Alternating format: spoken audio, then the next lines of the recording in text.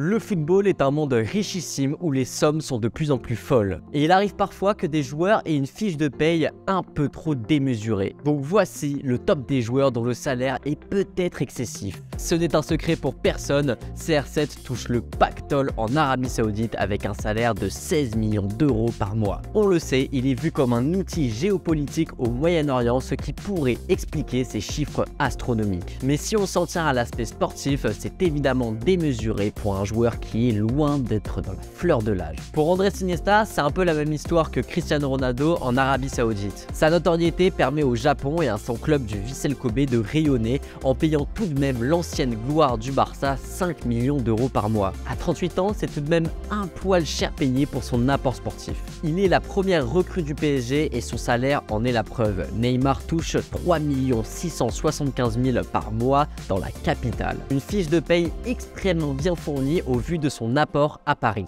Le Brésilien a souvent été blessé et est de moins en moins indispensable pour son équipe lorsqu'il est disponible. Eden Hazard a écrasé la première ligue de son talent et le Real Madrid a logiquement posé de gros sous sur la table pour le débarquer de Chelsea. 115 millions d'euros d'indemnité de transfert et un salaire à 2 millions d'euros par mois. Et tout cela pour un fiasco monumental puisque le Belge a enchaîné les blessures en raison d'une hygiène de vie peut-être douteuse. Il ne s'est jamais vraiment imposé jusqu'à devenir un indésirable de la Maison Blanche.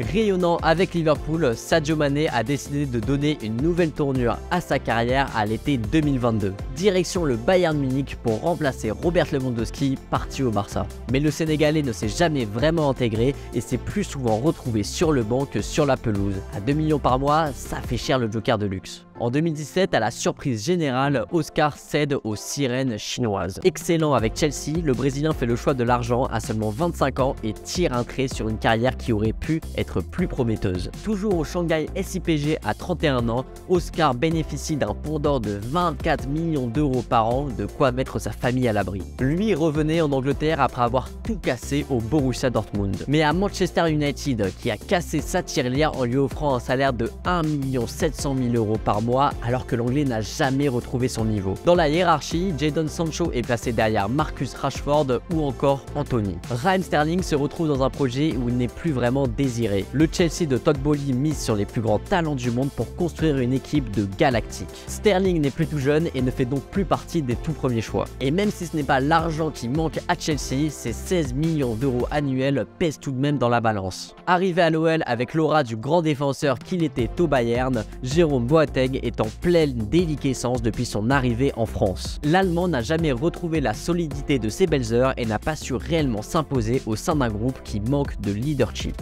Et évidemment, un tel joueur touche un salaire mirobolant au regard de ce qu'il apporte sur le terrain, lui qui a dû se contenter des miettes cette saison. Sensation de la saison dernière en Ligue 1, l'ancien Rémois a attiré l'attention des plus grands cadors européens à l'été 2022. Finalement, il a choisi le PSG pour poursuivre son développement en France. Un choix loin d'être payant puisque Hugo Ekitike ne joue que très peu malgré ses 400 000 euros de salaire mensuel. C'est plus que l'incontournable Nuno Mendes par exemple. Et pour toi, qui est le joueur qui est le plus surpayé? Dis-le moi en commentaire.